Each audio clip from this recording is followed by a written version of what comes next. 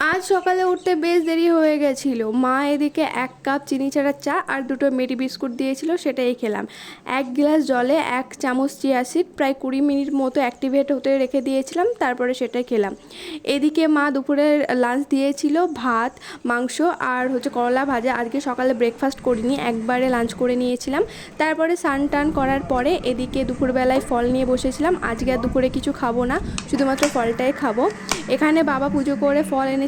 আমার ফল খেতে একদম ভালো লাগে না, তবে এখন যেহেতু ডায়েট করছি তাই ভাবছি নিজের খাবার নিজেই বানিয়ে নিই। আজকে ফলে ছিল আম, কমলা, লেবু আর একটা আপেল। ফলগুলো খেতে ভীষণই বাজে ছিল, তবে সবগুলোই খেয়েছি। পড়াতে গিয়েছিলাম, পড়াতে গিয়ে দিয়েছিল লিচু, ওদের গাছের লিচুগুলো বেশ মিষ্টি ছিল। বাড়ি এসে প্রচুর খিদে পেয়ে গেছে, তো 7টার দিকেই আমি ডিনার কমপ্লিট করে নিয়েছিলাম, ভাত আর একটু মাংস। তারপর প্রত্যেক দিনকার মতো বেশি করে জল খাওয়া। রাত 12টার দিকে দেখছি গ্রিন টি খেতে ইচ্ছা করছিল।